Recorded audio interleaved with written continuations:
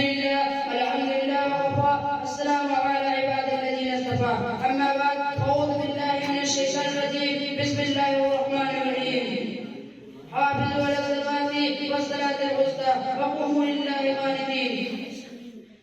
सदर मोहतरम हज़रात इमाम और मेरे अज़ीज़ साथियों, अस्सलामु अलैकुम व रहमतुल्लाहि व बरकातुहू। मैं आज मुझे कुछ अर्ज़ करूँ इससे पहले एक वाक़या तवज्जो से सुन ले। काफी दिनों पहले की बात है। शेख ऊफा में एक ईमानदार क़रीरा करता था। वो अपने घोड़े के जरिए से मुनासिब उजरत पर लोगों का सामान ले जाया करता था। लोग उसे पूछते एक दिन की बात है, वो मामूल के मुताबिक अपना घोड़ा लिए हुए सवारी के इंतजार में था कि एक आदमी उसके पास आया जो एक पैर से मालूम लग रहा था। उसने पुलिस से दरख्वास्त की, मुझे फला मकाम तक पहुंचा दो। मुझे देर हुई, दोनों चल पड़े। आगे जाकर चौराहा मिला।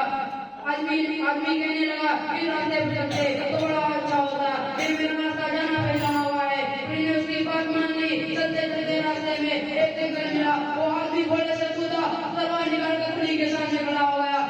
पुलिस देख के हक्का बक्का रह गया। उसके पैरों से जमीन निकल गई। हाजी से बोला, भाई मेरा तुम सब ले लो और मुझे छोड़ दो, मैं तुम्हारी किसी से शिकायत नहीं करूंगा। डाकू ने एक ना सुनी और कहा कि सामान तो मेरा ही है, लेकिन मैं काम नहीं करता, किसी को छोड़ दो और तो बाद में बदला ले। पुलिस ने फिर हाजी की अच्छा मुझे तो कानून की मोहलत दे दो, फिर तो जी में आए रहना। उस पर आदमी राजी हो गया।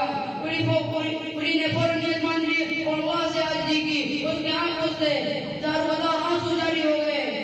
अचानक एक दूसरा घोड़ा सवार नमूदार उसने डाकू पर हमला कर दिया।